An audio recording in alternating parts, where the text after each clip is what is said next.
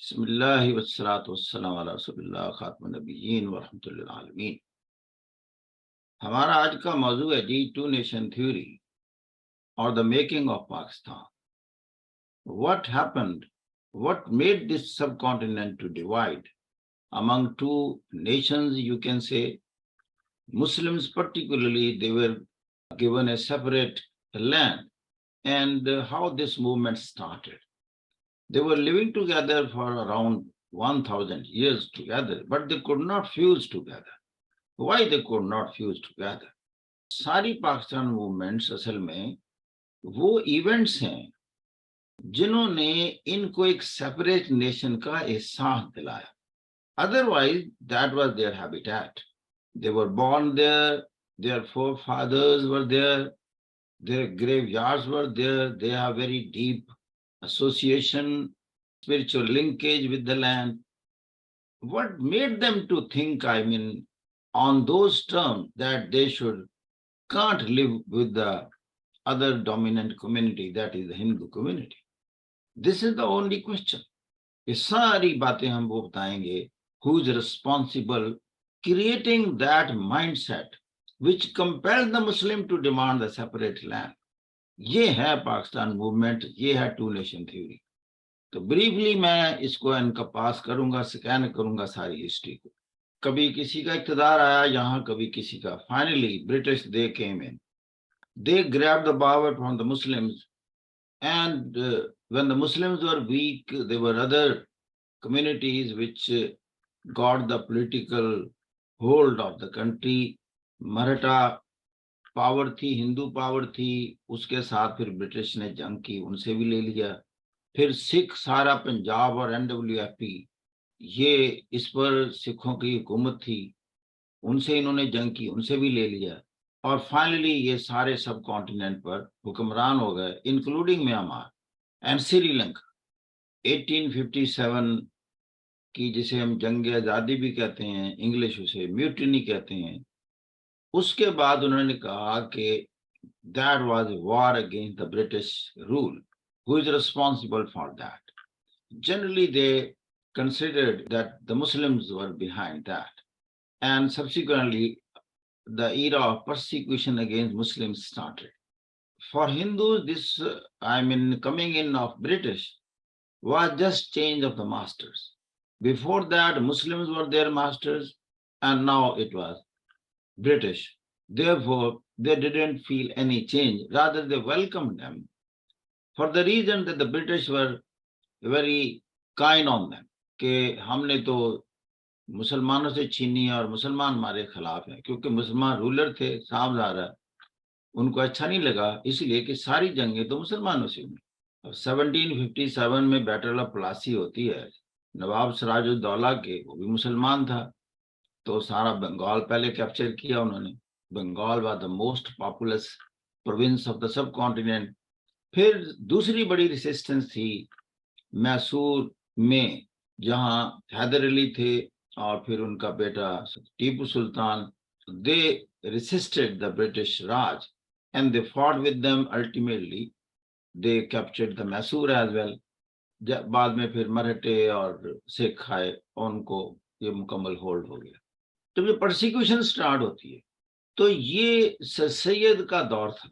اب صاحبزار ہے، مسلمان کو مسلمان سے ایک افیلیشن ہوتی ہے کہ یہ جو پرسیکیوشن ہم پر سٹارٹ ہوتی ہے، کچھ کو مرڈر کر دیا انہوں نے، پھانسی چڑھا دیا مسلمانوں کو، اور پھر پرٹیکولرلی کہا کہ یہ گورنمنٹ کے کسی شعبے میں ان کو نہیں لیا جائے گا.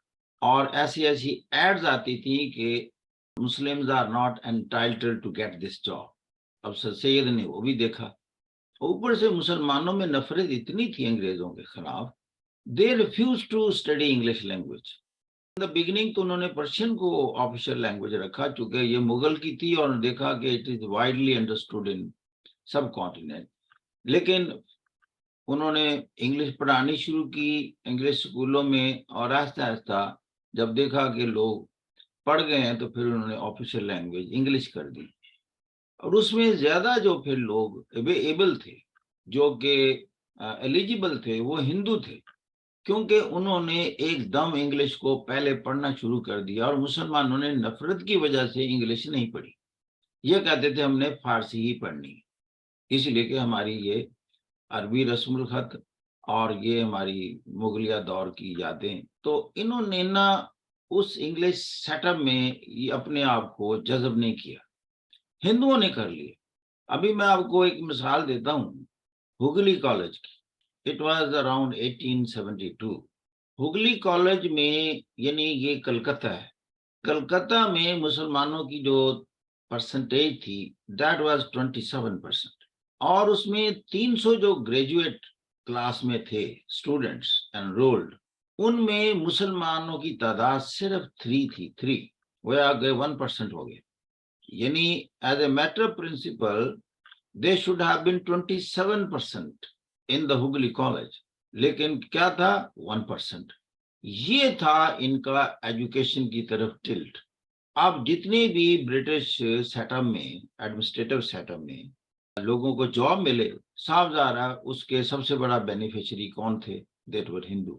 اور مسلمز بالکل نہیں پڑھائی میں تھے. اب سر سید میں 2 پوائنٹ آئے سین میں. ایک تو they are being persecuted and discriminated, تو میں ان کے ذہن میں مسلمانوں کے خلاف نفرت کو پہلے تو دور کروں. ایک تو انہوں نے آبجیکٹو یہ بنایا. دوسرا اس نے کہا مسلمانوں کو میں کہوں کہ تم نا انگلش بھی پڑھو، تم سائنس بھی پڑھو، ساتھ قرآن پڑھنے پر تمہیں کوئی انکار نہیں. اب انگلش اسکولوں میں تو قرآن نہیں تھا جو انگلش مدرسے بنے. سر سید نے پھر سوچا کہ میں پھر ایسا اسکول کھولتا ہوں جس میں میں ان کو انگلش بھی پڑھاؤں، سائنس بھی پڑھاؤں، ساتھ قرآن بھی پڑھاؤں. دس واز دا اوکیزن کہ انہوں نے اسکول کھولا، جو کہ آگے چلتے چلتے علی گڑھ یونیورسٹی میں تبدیل ہوا. پھر وہیں چونکہ سارے مسلمان تھے اس میں، وہ ایک مسلمانوں کا پلیٹ فارم بن گیا جہاں یہ اپنے پولیٹیکل گریونسز یا اپنے ویوز یا سب کانٹیننٹ کے بارے میں اپنے سوشل ویوز پرابلمز کو ڈسکس کرتے تھے. یہ سر سید کی ایک کنٹریبیوشن تھی تعلیم میں. He himself had a chance to visit England. وہاں اس نے دیکھا کہ یہ جو قوم اتنی بڑی بنی ہے، دنیا پر حکمران ہے، اس کے پیچھے تو ان کی تعلیم ہے. تو مسلمانوں تو بالکل تعلیم سے بے پرواہ ہے. تو دیٹ واز اندر پوائنٹ کہ انہوں نے کہا کہ ان کو پڑھایا جائے. اور پھر ان کا دماغ جو اور اس کو وسعت ملی باہر جا کر. نمبر 2 کہ جی ان کا مائنڈ کیسے صحیح کیا جائے کہ Muslims are not your enemies. انہوں نے پھر جو کازز آف انڈین ریوولٹ جو ہے، رسالہ اسباب بغاوت ہند، وہ نکالا کہ اس کی اثر ریجن بتائی ان کو. ریجن میں انہوں نے کیا نقطہ پیش کیا؟ انہوں نے کہا کہ دیکھیں یہ جو آپ کے خلاف ایک ایجیٹیشن ہوا 1857 میں، اس کے کازز یہ کوئی ایسے نہیں ہے جو آپ سمجھ رہے ہیں. اس کے کازز یہ تھے کہ انڈیا کی جو کمیونٹیز ہیں جس میں مسلمان بھی ہیں اور ہندو بھی ہیں and there are others as well، انہوں نے یہ سمجھا کہ جو یہاں کی سینٹرل گورننگ باڈی ہے انڈیا کی، اس میں they are not properly represented politically. آپ نے جو لیجسلیٹو کونسل بنائی ہوئی ہے اس میں انڈیا کے لوگوں کو شامل کریں، پولیٹیکلی وہ اپنے آپ کو گورننس کا حصہ سمجھیں، آپ ان کے ویوز کو سنیں. اس کونسل میں جب ان کے نمائندے بیٹھے ہوں گے they can share their issues with you and you will be controlling India better political way. انہوں نے کہا یہ تو بڑا وائز مین ہے ان کا. انہوں نے پہلے تو اس کو سر کا ٹائٹل دیا اور سینٹرل لیجسلیٹو کونسل کا ممبر بنا لیا سر سید. اور سر سید نے جب کالج کھولا تو اس کا افتتاح اس نے وائسرائے سے کروا لیا. پھر اس نے مزید ان کے فیور ون کرنے کے لیے، کہ انہیں پتا کہ یہاں مسلمان سروائیو نہیں کر پائیں گے کنفرنٹریشنل ایٹیٹیوڈ رکھنے سے، لہذا اس نے ایک اور سالہ نکالا لائل محمدنز آف انڈیا، کہ جنگ آزادی میں کئی مسلمان لوگ تھے جنہوں نے کئی انگریز ایون کرنل رینک کے لوگ ان کی جانیں بچائی تھی.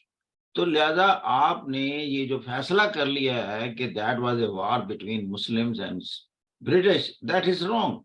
तीसरी, तबय्युनुल कलाम, बाइबल की तफसीर लिखी कि देखें हमारा जो रिलीजन है, ये रिलीजन तो आपका किन रिलीजन है, किथ रिलीजन है, क्योंकि जो हमारे रिलीजन में बात आती है कि ये एक पूरी की पूरी चेन है और अंबिया की चेन है जो हजरत आदम से स्टार्ट होती हैं, लास्ट प्रॉफिट तक आती हैं, तो जीसस क्राइस्ट उनमें उस चेन में एक इम्पोर्टेंट का पार्ट है।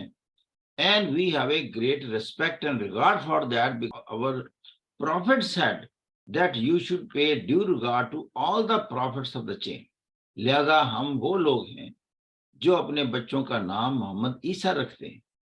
This was the contribution of sir Syed. Number 2 कि सेपरेट लैंड की बातें कैसे शुरू हुई, ये तो ब्रिटिश के साथ एसोसिएशन हो गई ना। अब सेपरेट लैंड का ताल्लुक है, ये दूसरी जंग है, वो किन के साथ है, वो हिंदुओं के साथ है।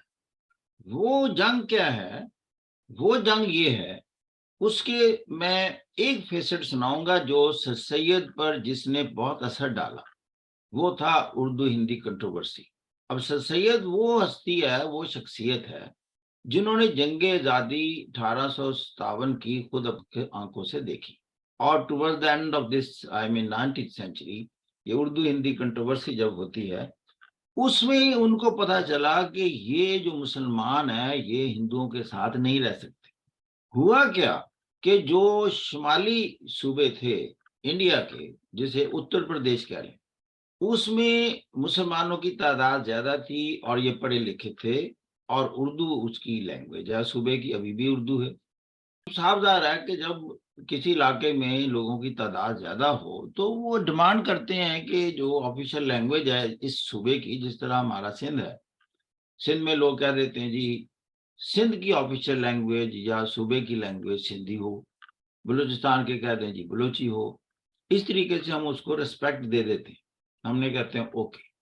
जिस तरह बंगाल ने कहा था जब हम थे इकट्ठे, तो फिर हमारे कॉन्स्टिट्यूशन में ये भी कह दिया कि बंगाली भी ऑफिशियल लैंग्वेज है, उर्दू भी ऑफिशियल लैंग्वेज है। तो उर्दू हिंदी कंट्रोवर्सी में डिमांड हुई कि ये जो नॉर्थ के सूबे हैं यहाँ की जो ऑफिशियल लैंग्वेज है दैट शुड बी उर्दू। इस डिमांड पर जो प्रोटेस्ट हुआ वो किसने किया, वो हिंदुओं ने किया। अब वो सर सैयद ऑब्जर्व कर रहे हैं प्रोटेस्ट किस बात पर। उन्होंने पूछा कि आप क्यों प्रोटेस्ट कर रहे हैं, ये एक लैंग्वेज है, इधर उर्दू बोली जाती है, सारे आप भी समझते हैं उर्दू को, सिर्फ आपका स्क्रिप्ट डिफरेंट है, आप देवनागरी स्क्रिप्ट में लिखते हैं, हिंदू क्या हिंदी कह देते हैं उसको, हम उर्दू कहते हैं, अल्फाज तो वही हैं। अभी भी आप देखें इंडिया की सारी फिल्में और गाने उर्दू में, वो उन्हें मसला नहीं कोई। अब देखें अब मसला फिर क्या होगा। वो कहने लगे कि जी जो उर्दू है, उर्दू इसका जो रस्मुल खत है वो अरेबिक एंड पर्शियन ओरिजिन रखता है और वो मुसलमानों का ओरिजिन है। We not like that. अब पहली दफा जो डिफरेंट नेशनहुड का कॉन्सेप्ट दिया, किसने दिया, जैसे मैं कहता हूं ना सारी बात रैशनलाइजेशन पर होगी। सैयद को हैरानगी हुई कि इनको असल में अरबी और फारसी से इख्तलाफ है कि ये मुसलमानों का ओरिजिन है and we are against that, वरना ये तो इकट्ठा रह रहे थे। लिहाजा Urdu Hindi controversy was the first point जिसमें सर सैयद के प्रॉफिटिक वर्ड्स हैं। पहले तो ये खुद उर्दू हिंदी कंट्रोवर्सी से पहले सर सैयद के बारे में एक अल्फाज आते हैं, he was the champion of Hindu Muslim unity. बिल्कुल कायदे आजम भी in the beginning he was also considered as champion of the Hindu Muslim unity and himself was in Congress। इसलिए कि इनके ज़हन में यही हमारा वतन है, इसी में हमने रहना है। इवन अल्लामा इकबाल के अल्फाज हैं, सारे जहां से अच्छा हिंदुस्तान हमारा। अब मैं बता रहा हूं, इवन हिंदू मेरे सामने बैठे हों इंडिया के, मैं ये तकरीर उनके सामने कर सकता हूं। हम वहां रहना चाहते थे, हमारे सारे लीडर कांग्रेस में दाखिल हुए और कांग्रेस वन नेशनहुड की कायल थी and we were part of that। कायदे आज़म was in Congress। Abul Kalam तो मरते दम तक कांग्रेस में रहे। बाचा Khan NWIP he was in Congress। लेकिन उर्दू हिंदी कंट्रोवर्सी में उन्होंने हमें डिफरेंट होने का एहसास दिया, पहला एहसास दिया। दूसरा बड़ा डेंट पड़ा जो वन नेशन थ्योरी को, वो पड़ा पार्टीशन ऑफ बंगाल से। अब बंगाल जो था पॉपुलेशन वाइज इंडिया का, जब मैं इंडिया को हूं मेन सब कॉन्टिनेंट, उसका सबसे बड़ा सूबा था, and it was difficult for the British to administer it. And in 1905, they decided to partition it. और ये डिमांड नहीं थी कोई कि सब कॉन्टिनेंट में कोई मुसलमानों ने डिमांड की हो कि जी बंगाल की तकसीम करो। No, this was a suo motu action I mean taken by the British कि हमारे लिए एडमिनिस्ट्रेशन आसान हो जाएगी। तो उन्होंने क्या किया, बंगाल को तकसीम किया, जो ईस्ट बंगाल था उसको आसाम से मिलाकर एक नया सूबा बना दिया। अब वो सूबा, incidentally what happened, that became a Muslim majority province, and that was not digested and accepted by the Hindu community, and they agitated against the partition of Bengal. That was the second turning point where they gave a sense of discrimination against the Muslims and a sense of different nationhood to which they belonged to. उन्होंने कहा कि the partition has to be annulled, and this protest continued for continuously 6 years. Till in 1911, the British were compelled to annul the partition. That was the start of, and that was the time when Muslim League came into being in 1906 in Dhaka. ये मुसलमानों को sense of insecurity किन्होंने दी? हिंदुओं ने दी। मैं एक humerus अंदाज में कहता होता हूं, हिंदुओं ने पाकिस्तान बनाया, हमने नहीं बनाया, हम नहीं बनाना चाहते थे। We wanted to live in that country, that subcontinent. Sense of insecurity, why they are agitating against us? Just for one reason, that this province is now the Muslims are more than 50% in that. अगर बंगाल कट्ठा रहता है तो मुस्लिम are in minority both Bengal and Assam, लेकिन असम और east Bengal को मिलाते हैं तो मुस्लिम की मेजॉरिटी हो जाती, and this was not liked by Hindu, it mean they are against us. और सेंस ऑफ इनसिक्योरिटी इतनी हुई, पहली दफा एक पॉलिटिकल मूव चलती है, फर्स्ट टाइम। ये जैसे मैं कहता हूँ एनालिसिस क्या होता है। All notables from Bengal, Dhaka, they form a delegation and they meet Viceroy in Shimla. और वहां एक क्या डिमांड पड़ते, पहली पॉलिटिकल डिमांड जो होराइजन पर नमूदार होती है, पॉलिटिकल होराइजन पर, वो थी separate electorate for Muslims. Separate country की अभी बात नहीं हुई। मैं पाकिस्तान मूवमेंट को दो हिस्सों में डिवाइड करता हूं हमेशा। 23 1940 से पहले की डिमांड क्या थी और 23 1940 के बाद की डिमांड क्या थी। पहले की demand separate electorate, not a separate country, कि ब्रिटिश जब भी कोई इलेक्शन करवाएं इस मुल्क को पॉलिटिकली एडमिनिस्टर करने के लिए और अवामी नुमाइंदे हुकूमत में लेके जाना चाहें, तो वो जो एडल्ट फ्रेंचाइज का सिस्टम है, जो डेमोक्रेटिक सिस्टम ब्रिटिश का है, वो नहीं, उसके तहत ना करवाएं। इसलिए कि मुस्लिम जो हैं बड़े कम एरियाज हैं जिसमें they are more than 50%। In most of the cases they are 30, 33, 20, 15 scattered all over India. तो इनके लिए बड़ा मुश्किल होता है कि जनरल इलेक्शन में कि ये मुसलमानों के अलावा भी किसी का वोट लें। तो लिहाजा मुस्लिम कम्युनिटी, ये जो हम देख रहे हैं कि इनकी जो इंटरेस्ट हैं वो हमारे अगेंस्ट हैं, तो लिहाजा हमें मुसलमानों की आबादी के लिहाज से सीटें मुकर्रर कर दी जाएं और उसमें सिर्फ मुसलमान ही कंटेस्ट करेंगे आपस में। उसमें कांग्रेस जरूर अपना मुसलमान नुमाइंदा खड़ा कर ले और मुस्लिम लीग भी खड़ा करेगी, लेकिन मुसलमानों का नुमाइंदा ऊपर जाए, खा वो कांग्रेस का हो खा मुस्लिम लीग का हो। This was the demand. तो फिर मिंटो मॉर्ले रिफॉर्म जब इंट्रोड्यूस हुई तो उसमें ये demand for separate electorate was accepted. फिर कायदे आजम सब्सिक्वेंटली कांग्रेस में भी दाखिल हो गए और मुस्लिम लीग में भी हो गए, और इनके दौर में लखनऊ पैक्ट होता है, चूंकि दे were part of both Muslim league and Congress. Congress में कुछ लोग थे जो कि सेपरेट इलेक्टोरेट के खिलाफ थे कि नहीं जी नहीं, ये एक ही नेशन है, एक ही मुल्क है, यहाँ बस ओपन इलेक्शन करें مسلمان کامیاب ہوتا ہے تو وہ ہے، ہندو ہوتا ہے وہ کانگریس بھی کرے، سب پارٹیاں کریں، لیکن adult franchise, one man one vote اور سیپریٹ الیکٹوریٹ نہ ہو۔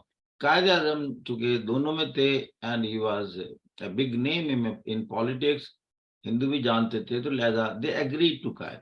تو لکھنؤ پیکٹ وہ واحد پیکٹ تھا جس میں they agreed, the Hindus agreed the separate electorate. پھر ایک تھوڑا سا سید کی اور کنٹریبیوشن ہے جہاں ٹو نیشن تھیوری کی انہوں نے بات کی، وہ تھا لوکل کونسل بل۔ جیسے یوں کہہ لیں کہ لوکل کونسل کے جو انتخابات ہوتے ہیں ہمارے بلدیاتی جیسے ہم کہتے ہیں، اب برٹش نے اس میں وہی کہا کہ یہ بھی نا جنرل الیکشن ہوں گے ایڈلٹ فرینچائز کے طور پر، ون مین ون ووٹ۔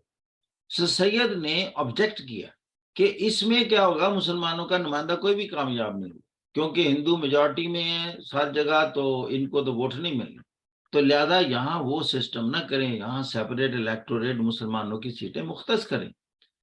وہ ہم اس لیے مینشن کرتے ہیں کہ سید پہلا بندہ تھا جس نے پھر مسلم لیگ کے قیام سے پہلے ہی یہ باتیں کی تھی، کہ یہ سمجھ گئے تھے اردو ہندی کنٹروورسی کے بعد سید کا ذہن چینج ہو گیا تھا، اور یہ اس کے پروفیٹک ورڈز ہم اس کو کہتے ہیں۔ اس نے کہا کہ now I am convinced these two nations could not live together wholeheartedly, those who live will see it۔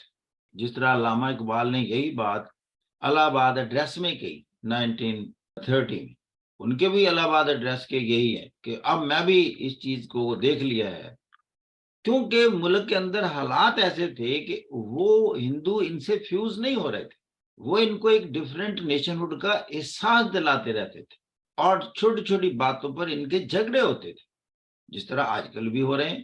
یعنی گائے ذبح ہونے پر بڑے انسان مار دیے جاتے ہیں۔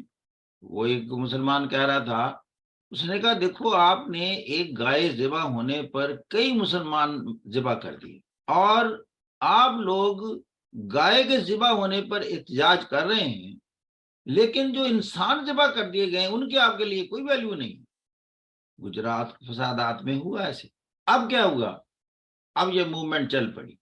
اب برٹش نے دیکھا کہ انڈیا کی ساری communities, both communities particularly Muslims and Hindu, Muslim یہ سمجھ لیں کہ اوور آل انڈیا میں 33% کے قریب تھے، یعنی دیور 1/3۔ اب دنیا میں کہا جاتا ہے کہ کسی بھی ملک میں اٹانومی کی موومنٹ اس وقت چلتی ہے جب ایک کمیونٹی 33% کی فگر کو ٹچ کرے۔ لہذا آج کل جو انڈیا میں مسلمانوں پر تھوڑی سختی کی جاتی ہے وہ اس اینگل سے کی جاتی ہے ڈیموگرافیکلی، کہ ان کو کسی بھی علاقے میں 33% سے نہ بڑھنے دیں۔ یہ ایک ہندو لیڈر کو میں سن رہا تھا، وہ کہہ رہا تھا جب یہ 33 کی فگر کو ٹچ کرتے ہیں یہ اٹانومی کی موومنٹ شروع کر دیتے ہیں۔ خیر، سب کانٹیننٹ میں اوور آل ان کی تعداد اتنی تھی، میجورٹی دوسری کمیونٹی کی تھی، اور اس میں بھی سب سے زیادہ ہندوؤں کی تھی۔ اب یہ چلتا رہا، برٹش نے سوچا کہ ان کی پولیٹیکل ریپریزنٹیشن بڑھا دی جائے تاکہ اس ملک کو پولیٹیکلی پیسیفائی کیا جائے، تو انہوں نے ان کی راؤنڈ ٹیبل کانفرنس میں انوائٹ کیا ان کو۔ آپ کو معلوم ہے 1930، 31، 32 میں لندن میں بلایا کہ تم سارے بیٹھو، ہم ایک کانسٹیٹیوشنل فریم ورک بنانا چاہتے ہیں جس کے تحت ہم الیکشن کروائیں گے اور حکومت میں آپ کا رول بڑھائیں گے، and most of the political power will be handed over to the local natives of the land۔ ہم ساورن تو وہ ہم ہوں گے لیکن اٹانومی بڑی دے دیں گے اور آپ کو حکمرانی میں شامل کر لیں گے، اور اس کی فارمیٹ اور ڈیزائن کیا ہو ان الیکشنز کا اور ان پاورز کا۔ اس پر ہوئی وہ گول میز کانفرنس۔ اب وہ جو کانفرنس ہوئی 3 دفعہ ہوئی لیکن تینوں ناکام ہو گئی، ان میں کنسنسس نہیں ڈیولپ ہوا۔ یہی وہ 2 چیزیں پہلے تھیں کہ نہرو رپورٹ آئی، اس کے مقابلے میں قائد اعظم کے 14 پوائنٹس، لیکن کہیں پیچ اپ نہیں ہوا۔ پھر فائنلی انہوں نے کہا کہ ہم اپنی سپرویژن میں ان کو بٹھاتے ہیں، اینڈ دے فیلڈ۔ پھر لیکن وہ مائنڈ سمجھ گئے ان سب کہ ہندو کیا چاہتے ہیں، مسلمان کیا چاہتے ہیں۔ اب یہ سیپریٹ الیکٹوریٹ کی بنیاد ہی ہے ساری ابھی، لہذا they came out with a constitution which is known as 1935 Act. ये इंडिया को फेडरली तौर पर गवर्न करने का एक कॉन्स्टिट्यूशनल फ्रेमवर्क था। उसकी बुनियाद पर उन्होंने इलेक्शन अनाउंस कर दिए और उसमें सेपरेट इलेक्टोरेट मान लिए गए कि मुसलमानों की इतनी सीटें हैं और उन पर सिर्फ मुसलमान ही खड़ा होगा। कांग्रेस एग्री। कांग्रेस क्यों एग्री कर गई? कि कांग्रेस ने कहा मेरे साथ तो मुसलमान बहुत हैं। हुआ क्या कि ये जो 36, 37 के इलेक्शन होते हैं उसमें मुसलमानों की जो सीटें थी उसमें अब कांग्रेस का नुमाइंदा मुसलमान भी खड़ा है और मुस्लिम लीग का खड़ा है। हुआ ये कि 90% केसेस में कांग्रेस का जो मुसलमान नुमाइंदा था वो कामयाब हो गया। That was a severe blow to the stand point, political stand of the Muslim league. अब कांग्रेस को बड़ी फतह हुई कि I am the only and soul representative of all the communities of the subcontinent, लिहाजा उसको हुकूमत हैंड ओवर हो गई। अब ये छोटी बात नहीं है कि टू नेशन थ्योरी उसका खत्म हो गई। लिहाजा 37 से लेकर 39 तक 2 साल फिर कांग्रेस की हुकूमत होती है। अब मुसलमान जो कांग्रेस में थे वो भी देख लेते हैं कि अगर कांग्रेस को हुकूमत मिल जाए तो किस तरह की हुकूमत करती है वो, और देखा यह गया कि दे were not happy with their rule. उसमें ऐसे था कि वो सेकुलर नहीं थी सही मानों में, that was tilted more towards the Hindu religion, और उसमें मुसलमानों ने महसूस किया कि हमारे जो रिलीजियस जज्बात हैं उसको धचका लगा है और उन्होंने हमें ड्यू रिगार्ड रिस्पेक्ट नहीं दी कि we are equally party to that. अब यहां कांग्रेस जो थी वो बायस्ड थी अपने इस रूल में। अब वो तो रूल करती, उसने तो रूल करना था, अभी उसने 3 साल और करना था। हुआ ये कि सेकंड वर्ल्ड वॉर स्टार्ट हो जाती 1939। कांग्रेस इतना जोम में आ गई कि मैं तो सब कॉन्टिनेंट की असल हुक्मरान हूं, इसलिए कि people are with me. British तो बाहर से आए हुए हैं। सेकंड वर्ल्ड वॉर जब स्टार्ट होती है तो British, you know, they were the party, important party of the war. उन्होंने सब कॉन्टिनेंट को भी डिक्लेयर कर दिया कि this is part of the battle ground. लिहाजा यहाँ से फौजी रिक्रूट होंगे, यहाँ से सामान भी लेके जाया जाएगा, और जहां जहां जंग हो रही है, जंग के जनरली 2 फ्रंट थे बड़े। एक तो फ्रंट था यूरोप और अफ्रीका यानी वेस्टर्न फ्रंट, और एक ईस्टर्न फ्रंट था जो था अराउंड सिंगापुर यानी south China C and western Pacific, और you can say the eastern Indian ocean. तो वहां से रिक्रूट कर कर आप देखो कि जापान, इधर से जापान के साथ जंग हो रही थी, तो जापान वाज एडवांसिंग।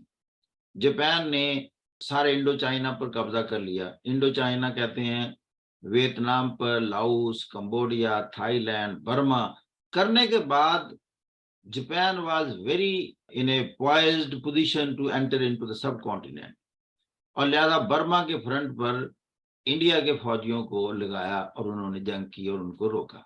बहरहाल मतलब बताने का ये था कि जब ब्रिटिश ने सब कॉन्टिनेंट को part of the battle ground और द वॉर डिक्लेयर किया, second world war, Congress was unhappy with that. Congress ने इसको कंडेम किया, अपनी रिजेंटमेंट का इजहार किया और कहा कि आपने मुझसे पूछे बगैर इंडिया को उसका हिस्सा क्यों बना दिया जंग, और as A protest they resigned from the government. That was the day when Qaid-e-Azam declared the day of deliverance, कि यौम निजात मनाओ, शुक्र है इनसे जान छूटी। अब कहते हैं कि जो काम एक दफा किसी को मौका दे दिया जाए, that is the best way to resolve the things. अब उनको 2 साल हुकूमत मिल गई, अब मुसलमानों की आंखें खुल गई, scales went down from their eyes and they could see what is Congress, and subsequently क्या हुआ, their mind changed and all the Muslims from Congress, they left the Congress and they started joining Muslim League। फिर मुस्लिम league ने देखा कि अब लोगों सारे तो आ गए मुस्लिम लीग में जो सारे कांग्रेस में थे, और फिर उन्होंने कहा कि separate electorate is not the answer of the political problem of सब continent, and they got together in Minto Park, Lahore, now called Iqbal Park, on 23rd March 1940 and they resolved differently now. 1906 में जब मुस्लिम league Dhaka में बनती थी तो separate electorate का slogan था। 23 मार्च 1940 को इकट्ठे हुए, स्लोगन चेंज हो गया। Now separate electorate is not the answer for the political problems of the subcontinent, only separate country now. Again मेरा पॉइंट है, किसने मजबूर किया? 2 years rule by the Congress. That was the very good opportunity for the Congress to grant Muslims highest level of respect, the political respect and participation. कभी भी न सोचते वो separate country का। इनके ट्रीटमेंट ने मजबूर किया, and they resolved for the first time. That is the whole history. Now it took just 7 years. Pakistan came into being 14th August 1947. ये है सारी इसकी लुबे लुबाब। बाकी बीच में इवेंट्स हैं, उसमें खिलाफत मूवमेंट एक सबसे बड़ा इवेंट आता है, उसका ताल्लुक पाकिस्तान मूवमेंट में कितना है वो मैं थोड़ा सा आपको बता देता हूँ। उसका ताल्लुक पाकिस्तान बनाने से नहीं है। उसका ऑब्जेक्टिव क्या था कि वो एक चीज रिफ्लेक्ट करती थी कि जो मुसलमान सब कॉन्टिनेंट के हैं, इनकी एक स्पिरिचुअल एफिलिएशन है ऑटोमन एम्पायर से। स्पिरिचुअल एफिलिएशन की बात मैं करता हूँ, क्योंकि ऑटोमन एम्पायर तो उस वक्त भी थी जब यहाँ मुगल एम्पायर थी, लेकिन मुसलमानों की एक एफिलिएशन थी कि हमारा एक सुल्तान भी है और वो बहुत बड़ी सल्तनत का मालिक है। अब ब्रिटिश जब लड़ते थे ऑटोमन से, लीबिया में लड़ते थे, इटली लड़ता था, ग्रीस ने लड़ाई की, या बल्कान स्टेट उन्हें कहते हैं, ऐसा ऐसा वो फिर ऑटोमन एम्पायर से जंगें करके अलग होते गए। तो जब ये ऑटोमन एम्पायर को कोई डिफीट होती थी, एक रिजेंटमेंट वहां पाई जाती थी। वो कहाँ होती थी? सिर्फ सब कॉन्टिनेंट में। वाई? अरब वर्ल्ड में नहीं होती थी। अरब वर्ल्ड खुद टर्कों के खिलाफ थी। इन अरबों में अरब नेशनलिज्म ज्यादा बड़ा था इंस्टेड ऑफ इस्लामिक नेशनलिज्म। ये टर्क्स को नॉन अरब समझते थे। ये मक्का मदीना में तुर्कों का कंट्रोल पसंद नहीं करते थे। तुर्कों के हक में अगर प्रोटेस्ट होता था उनकी फेवर में अगेंस्ट द ब्रिटिश, वो इसी सब कॉन्टिनेंट में होता था। It is in this background कि जब तुर्की में पढ़ाया जाता तारीख कि जब भी तुर्कों को नुकसान होता था in the hands of the British or the allied powers, only the Muslims of the subcontinent, they protested against that. That's why they cherish love for the people of Pakistan, क्योंकि ये वही मुसलमान थे जो बाद में पाकिस्तान बने। ओके, बात में करने लगा था खिलाफत मूवमेंट की। जब ऑटोमन्स को शिकस्त हो जाती है फर्स्ट वर्ल्ड वॉर में और अलाइड पावर जीत गई, आई मीन फ्रांस और ब्रिटानिया, दो मेजर, इन्होंने ऑटोमन एम्पायर को तकसीम कर लिया, अपने अपने मैंडेट में ले लिए। चंद एक मिसालें मैं दे देता हूं। लेबनान, सीरिया फ्रांस ने अपने मैंडेट में ले लिया। This Palestine was taken by the British under their control, और गल्फ के कई किंगडम्स को भी ब्रिटिश ने ले लिया अपने कंट्रोल में। सबसे ज्यादा दुख किसको हुआ? वो ये सब कॉन्टिनेंट के मुसलमानों को, कि हमारी खिलाफत इन्होंने तकसीम कर दी, खत्म कर दी। लेकिन खलीफा का टाइटल मौजूद था। ये मैं बात कर रहा हूँ 1919 की। लिहाजा 1919 में डिफीट के फौरन बाद एक मूवमेंट स्टार्ट होती है for the restoration of Muslim खिलाफत, और सब कॉन्टिनेंट में होती है। इसका फायदा क्या हुआ? पाकिस्तान मूवमेंट में क्या फायदा है, क्यों जिक्र करते? इसने मुसलमानों में एक पॉलिटिकल मूवमेंट पैदा करने की और लॉन्च करने की सलाहियत पैदा की, क्योंकि ये सब कॉन्टिनेंट की सबसे बड़ी मूवमेंट है, political movement. From all nook and corner of the sub continent Muslim got together and they raised one voice. अब इसमें जो इस्लामिक नेशनलिज्म है वो उभरता है इनमें, और वन नेशनहुड का कॉन्सेप्ट उभरता है, और irrespective of their language, geographical habitat and all these things, they got together and raised one voice. इनमें यूनिटी पैदा हुई और एक पॉलिटिकल मूवमेंट लॉन्च करने की सलाहियत बेदार हुई। फाइनली ये खत्म कब होती है? ये खत्म होती है 1922 के करीब, जब फिर खुद अतातुर्क कहते हैं कि मैं खुद खिलाफत को खत्म करता हूं, کیونکہ برٹش کے ساتھ معاہدہ ہوا کہ آپ خلافت کے انسٹیٹیوشن کو ختم کریں، کیونکہ خلافت کا انسٹیٹیوشن ایک سینس دیتا ہے آل مسلمز آف دا ورلڈ کہ their ruler, their leader of the Muslim Ummah is one that is there in Istanbul. یہ چیز وہ نہیں چاہتے تھے کہ یہ ایک نا امہ کا کانسیپٹ قائم رہے. کمال آتا ترک مان گیا کہ آپ پھر میری ان باؤنڈریز کو جو میں نے، کیونکہ اس کی تو موجودہ ٹرکی جو تھا اس کا بھی ہاف سے بھی 1/4 تھا اس کے پاس، تو یہ پھر کمال آتا ترک واریر تھا، تو اس نے ابھی اس میں جان تھی تو اس نے جنگ، یعنی جنگ ختم ہو گئی فرسٹ ورلڈ وار، اس کے باوجود اس نے، کیونکہ کچھ گریس کی فورسز اندر آ گئی ہیں، لائٹ فورسز کی آ گئی ہیں، ترکی کے تقسیم کر لیا سب نے، تو کہہ لیں جو اصل ٹرکس تھوڑی بہت جو ریمنٹس تھے ان کے پاس 1/4 آف دا پریزنٹ ٹرکی تھا. پھر کماتا ترک وہ چکے خود تھا ایک آرمی پرسنل، تو اس نے فوج کو کٹھا کر کے تو موجودہ ٹرکی تک کی سارا علاقہ دوبارہ اس نے ریکیپچر کیا، اور پھر ایک الائڈ پاور سے معاہدہ کیا کہ اب یہ جو میں علاقہ کیا ہے یہ ایک ماڈرن ٹرکی ہے، یہ ہماری باؤنڈریز طے ہو گئی، اب ہماری آپس میں جنگ نہیں، تو we should live peacefully now. اور اس کے بعد جب یہ ہوا کہ جن کے لیے یہ پروٹیسٹ کر رہے تھے یا موومنٹ لانچ کر رہے تھے Muslim of the sub continent, تو انہوں نے پھر خلافت موومنٹ ختم کر دی کہ اب تو جن کے لیے ہم کر رہے تھے انہوں نے خود ہی خلافت ختم کر دی. تو دس واز آل دا خلافت موومنٹ.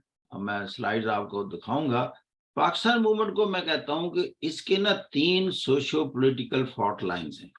اب ذرا وہ باتیں اور تھی، کہانی تھی، اب یہ ذرا ایکیڈیمکس میں آ گئے کہ social era, political era and autonomy era. اب آپ کو باتیں سمجھے. پہلا جو ایرا ہے یہ سٹارٹ ہوتا ہے 1867 سے، جس کو کہتے ہیں آئیڈینٹی اینڈ آئیڈینٹیفیکیشن ایرا، جہاں ہمیں اپنی شناخت کا احساس دلایا ہندوؤں نے کہ آپ ڈفرینٹ ہیں، you are different nation. Urdu Hindi controversy 1867. Political era, demand for a political security, یہ 1905 میں جب پارٹیشن آف بنگال ہوتی ہے، اور 1939 تک رہتا ہے جب ہم ڈیمانڈ کرتے رہے کہ الیکشن جب بھی ہوں سیورل الیکٹوریٹ کی بیس پر ہوں. پھر تیسرا آٹونومی ایرا، اب ہم آزادی چاہتے تھے، demand for a separate country not for separate electorate, اور یہ 1940 کے آنورڈ سٹارٹ ہوتی ہے، اور it took 6-7 years to create this country. اب آ جاتی ہے ایکیڈیمکس کی آئیڈیالوجی ہوتی کیا ہے، یہ ہم ان سے ڈفرینٹ کیوں ہیں یا وہ ہم سے ڈفرینٹ کیوں. It is a scheme of ideas or the characteristic way of thinking on the basis of a politico-economic system.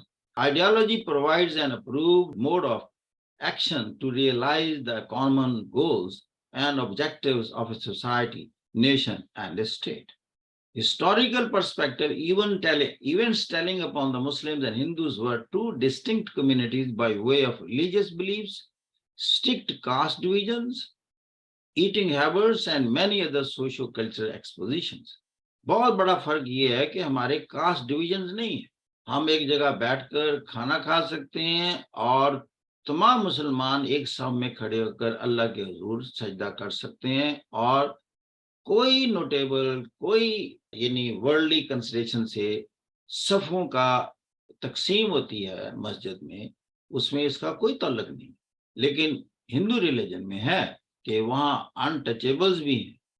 These kept them from fusing or assimilating as one nation or community even after living together for around 1000 years. اس نے ان کو الگ رکھا، اور آج بھی جو India میں مسلمان بچے ہیں وہ بھی گائے ذبح کرنے کے نام پر ذبح کر دیے جاتے ہیں، اور اس کے بعد ایک بلڈ شیڈ شروع ہو جاتا ہے. اس سے اندازہ ہوتا ہے کہ ٹو نیشن تھیوری ابھی بھی انہوں نے زندہ رکھی ہوئی ہے ہندوؤں نے. The plight of Muslims after the war of 1857. The East India Company's rule for Indian Muslims was fall from the heights of political dignity, social prestige, economic prosperity, and cultural ascendancy to the depths of humiliation, poverty, and misery. Giving evidence before a parliamentary select committee in 1813, Sir John Malcolm said, the attachment of the Hindu population of India is the chief source of our security in India. एक तो उन्होंने कहा ये majority में हिंदू और एक मुसलमान हमारे खिलाफ हैं, क्योंकि इनसे हमने इक्तदार छीना है, तो हमारी सिक्योरिटी ज्यादा है अगर हम हिंदुओं से ज्यादा अटैच होकर रहें. The British rulers attributed the war of 1857 to the Muslims. Depicting the poor plight of Muslims, Hunter wrote, British writer, that they decayed under British rule. Yani Muslims decayed under British rule. According to Hunter, the exclusion of Muslims from the army and the higher posts of the administration were necessary for the safety of British rule. But this policy ruined the Muslims. Advertisements mein hota tha, Muslims would not be appointed.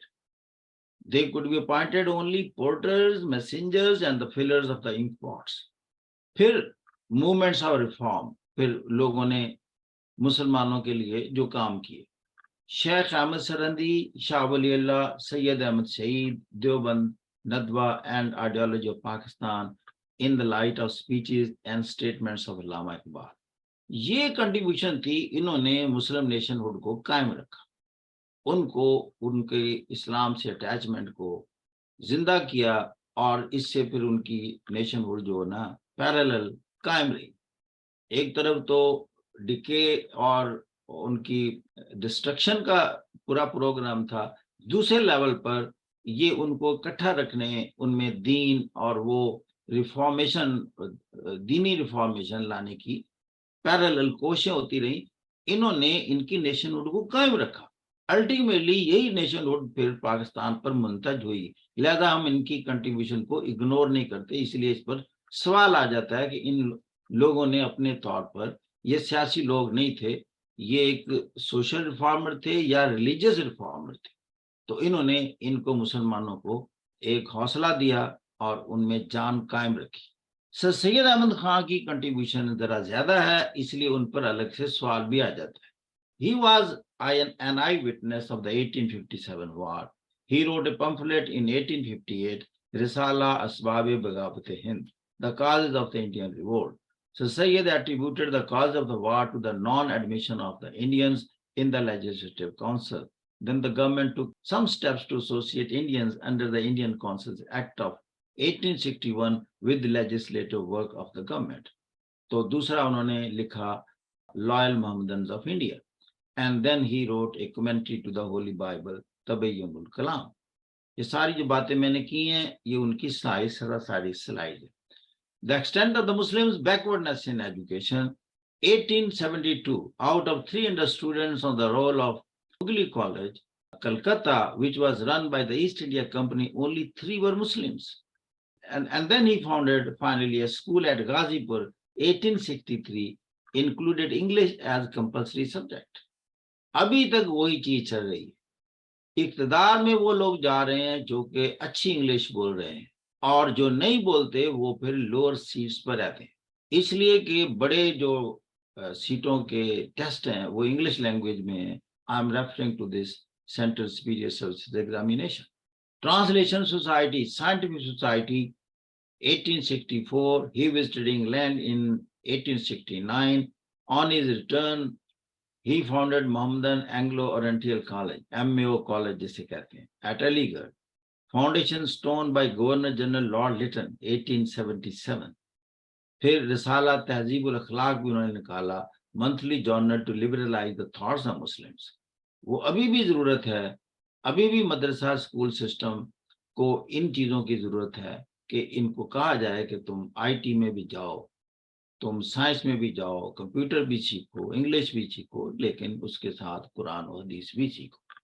Member of Imperial Legislative Council by Lord Lytton, 1878. So Indian National Congress comes into being in 1885. Mohammedan Education Conference देखें सैयद ने बनाई, ये उसी वक्त 1886 में. It also acted as a political mouthpiece of the Muslims and later became the forerunner of All India Muslim League. यानी यहाँ nationhood कायम रही, तो फिर वही जब 1905 में हुआ तो these political leaders got together. He formed the United Patriotic Association 1888 to counteract the activities of the Indian National Congress. Urdu Hindi controversy होती है 1867 में, Hindus in the UP of Agra and Oudh demanded that official language be Hindi written in Devanagari script instead of Urdu written in Perso-Arabic script, as Hindu considered Urdu as the language of Muslims. On observing this, Sir Sayyid had to say the prophetic words, "Now I am convinced that these two nations would not join wholeheartedly in anything. Those who live will see it." 1881, Local Self-Government Bill. Sir Sayyid opposed representation by election. He was the first to use the word nation for the Muslims of the subcontinent, hence first architect of Pakistan. Partition of Bengal 1905 and its annulment 1911. Bengal was partitioned in 1905 by Lord Curzon, being a large province by the British on administrative grounds. Hindu protested against the same for the reason that newly created province consisting East Bengal and Assam became a Muslim majority province. They boycotted the English manufacturers' Swadeshi movement. यानी इतने ज्यादा किया कि उन्होंने pressurise करने के अंदाज थे कि ब्रिटिश की जितनी चीजें यहाँ बिकने के लिए आती हैं ना खरीदो. इसका फिर बहुत असर पड़ा उन पर और finally they surrendered and they annulled the partition of Bengal. Creation of Muslim League and demand for the separate electorate for Muslims.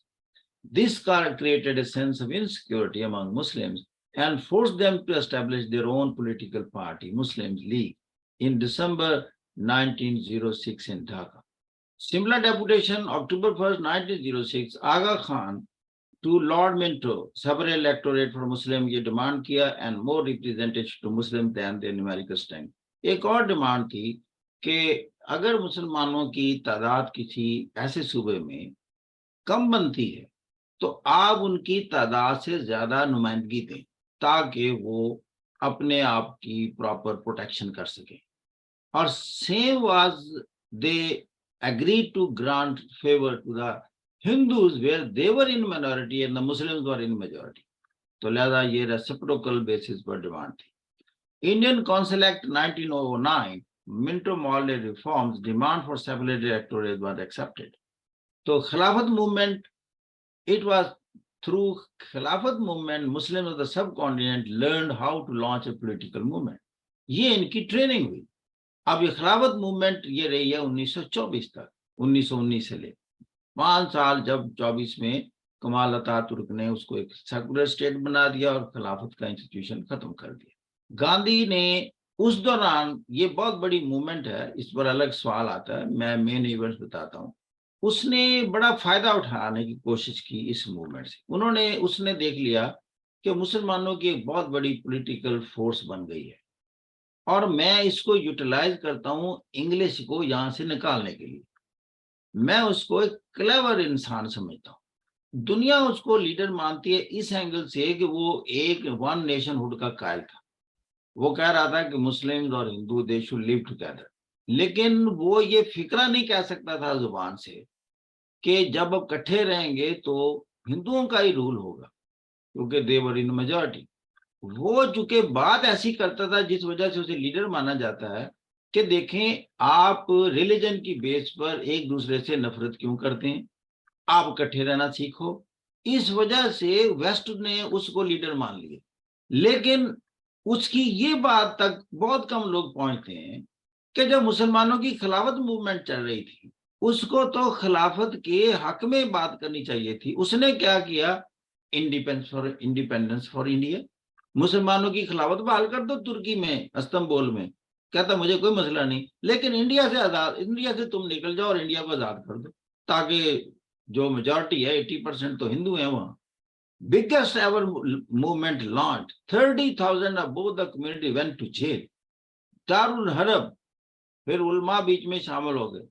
18,000 मुसलमान स्टार्टेड माइग्रेटिंग टूवर्ड्स अफगानिस्तान, क्योंकि मुसलमानों में इमोशनलिज्म तो बहुत है. उलमा भी शामिल हो गए जिन्होंने कह दिया जी कि सारा इंडिया से मुसलमान खाली कर दो. ये हो गया दारुल हरब, यानी यहाँ जंग है और इस्लाम में आता है कि दारुल अमन में चले जाओ, और वो है अफगानिस्तान, क्योंकि अफगानिस्तान में तो मुसलमानों का बादशाह थी.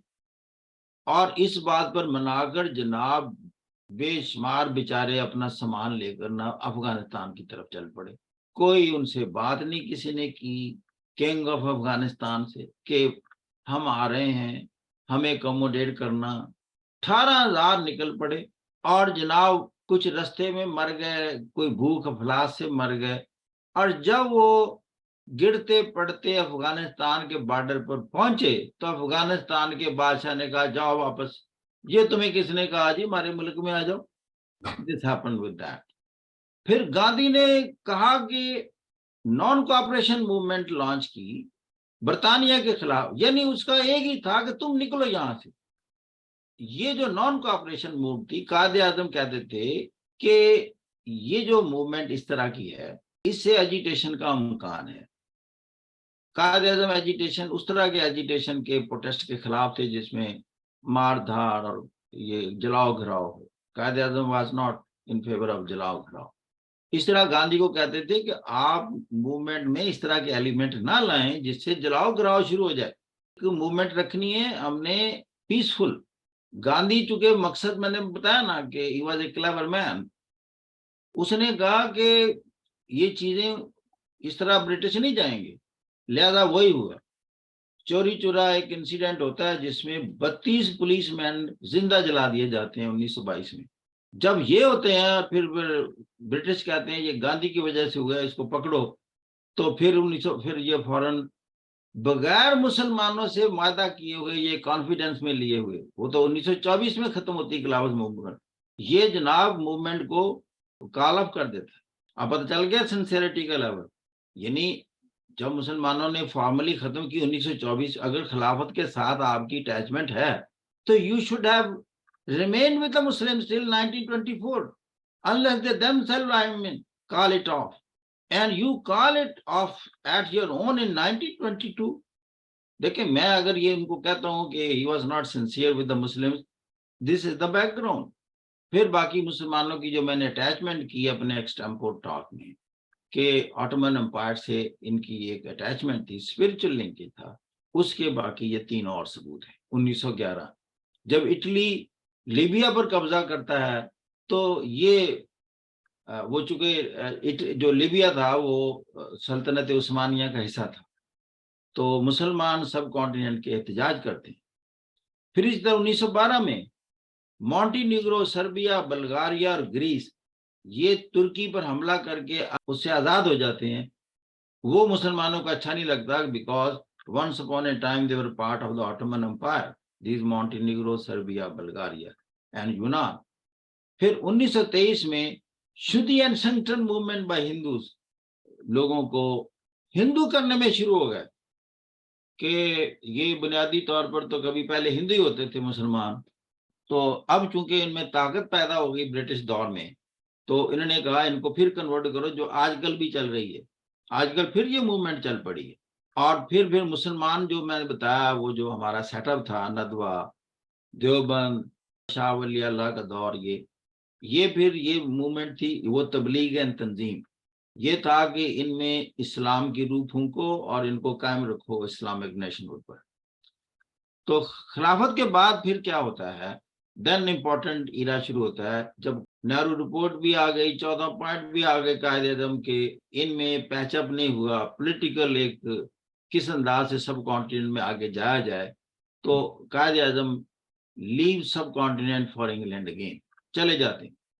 ان دا مین ٹائم جو پھر گیپ کریٹ ہوتا ہے اس کو فل اپ کرتے ہیں علامہ اقبال, اور پھر 1930 میں الہ آباد ایڈریس ان کا مشہور ہے جہاں وہ کہتے ہیں I would like to see the Punjab NWFP, Sindh and Balochistan amalgamated into a single state, self-governed within the British Empire or without the British Empire. The formation of a consolidated Northwest Indian Muslim state appears to me to be the final destiny of the Muslims, at least of Northwest India.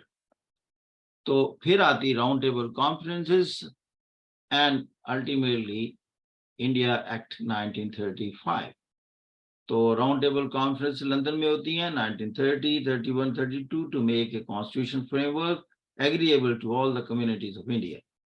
تو پھر finally the India Act 1935 comes into being and elections of 1936-7 are held.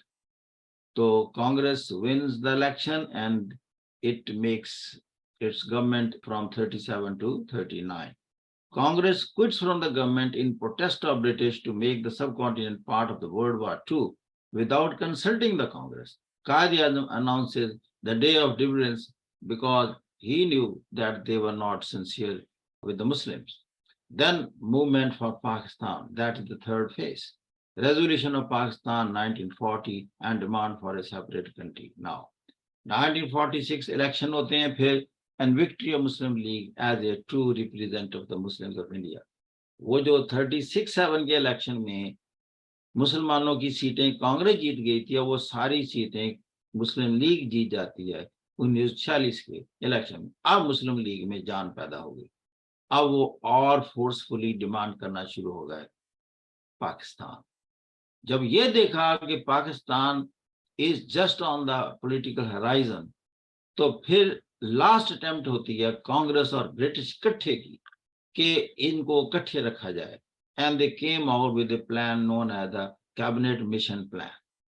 This was the last attempt to keep the sub continent together. इसमें ये था कि इसको 3 हिस्सों में ABC का लफ्ज आता है. ए जो सेंटर वाला नंबर 2 है, ये ए था, ये सेंट्रल पार्ट ऑफ इंडिया था जिसमें हिंदू मेजॉरिटी में थे, और बी और सी 1 और 3 जो थे ये वो थे जो मुस्लिम मेजॉरिटी एरिया थे.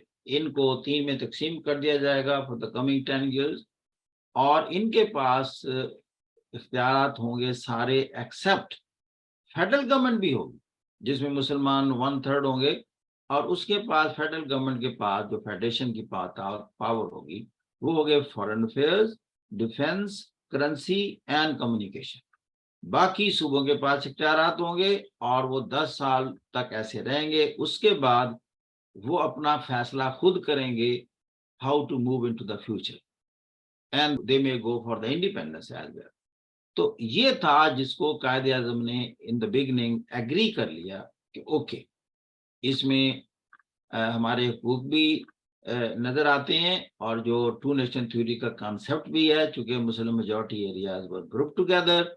और कांग्रेस भी एग्री कर गई शुरू में कि एटलीस्ट इसमें पाकिस्तान नहीं है, सेपरेट कंट्री नहीं है, फेडरल गवर्नमेंट है और फेडरल गवर्नमेंट में हम मेजॉरिटी में हैं. और दूसरा जिससे गड़बड़ होती है, एक सेंस थोड़ी फैल गई कि कांग्रेस के ये जज्बात नजर आए कि चूंकि फेडरल गवर्नमेंट में हमारी मेजॉरिटी होगी और डिफेंस हमारे पास होगा, हम मुमकिन है बरतानिया तो यहाँ होगा नहीं, तो इनकी अगर कोई टोटल इंडिपेंडेंस की मूवमेंट हुई तो वी कैन रिप्रेस इट. ये फिर ट्रस्ट डिफिसिट क्रिएट होगा. तो जब ट्रस्ट डिफिसिट क्रिएट हुए तो इन द मीन टाइम चूंकि ब्रिटिश भी चाहते थे एक ही रखना, तो उन्होंने एक फेडरल गवर्नमेंट बना देते हैं और नेहरू को प्राइम मिनिस्टर बना देते हैं. और उसमें जो कैबिनेट है, कैबिनेट के लिए कायदे आजम तो कोई सीट नहीं लेते उसकी, लेकिन लियाकत अली को फाइनेंस मिनिस्टर की सीट मिलती है. अब ब्रिटिश भी देख रहे हैं कि how they can act together और लिव टुगेदर और रूल द कंट्री टुगेदर. ये पहला उन्होंने तजुर्बा किया, और तजुर्बा का रिजल्ट क्या निकला कि रोजाना मसले, हिंदुओं का मसला कि जी लियाकत अली खान ने हमें फलां चीज फलां फाइनेंसेस नहीं दिए, इसने जनाब हमें सपोर्ट नहीं किया, ये जी प्रो मुस्लिम लगता है जी, और ये सारी चीजें सामने आ गई. तो और कैबिनेट में मिशन प्लान पर बातें हो रही थी, लेकिन वो प्रैक्टिकली नहीं, यानी ग्रुपिंग में तकसीम हुआ और ना वो उस पर अमल हो सका. लेकिन फेडरल गवर्नमेंट जरूर बनाई रिप्रेजेंटेटिव कि वो जरा इंटरिम गवर्नमेंट तो आप करें ना, लेकिन इन द मीन टाइम आप ग्रुपिंग पर भी गुफ्तोशनीद करें. तो लिहाजा उसका रिजल्ट क्या हुआ कि ये जब इनके इंटरिम गवर्नमेंट में इख्तिलाफात हुए तो उसकी रेपरिकशंस बड़ी खतरनाक हुई. सारे इंडिया में ये इनमें मुसलमानों और हिंदुओं में जो इख्तिलाफात थे वो एक फिजिकल शेप में सामने आ गए और उन्होंने एक दूसरे को कत्ल गारत करना शुरू कर दिया. اور سب سے بڑا قتل و غارت کا بازار کلکتہ میں ہوتا ہے، ہزاروں بندے مار دیے جاتے ہیں۔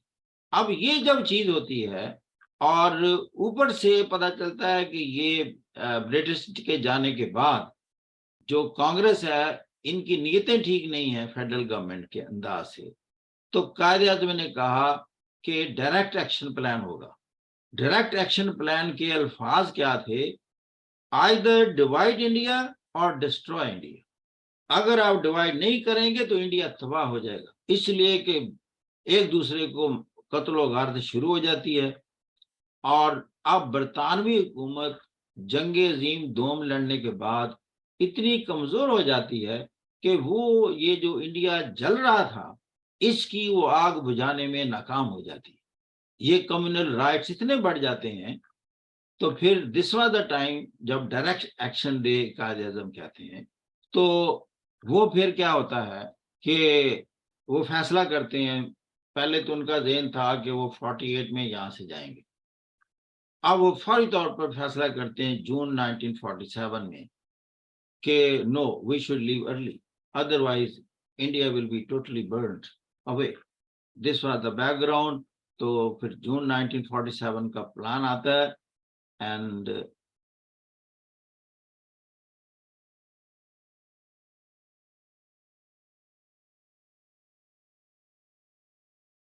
بس جہاں میں ذرا ایموشنل ہو جاتا ہوں، 14 اگست 1947 Pakistan emerges as a reality. Dream of Allama Iqbal comes true. اللہ کرے قائد اعظم جیسے سنسیئر لوگوں کے ہاتھ میں اس ملک کی باغ ڈور ہے۔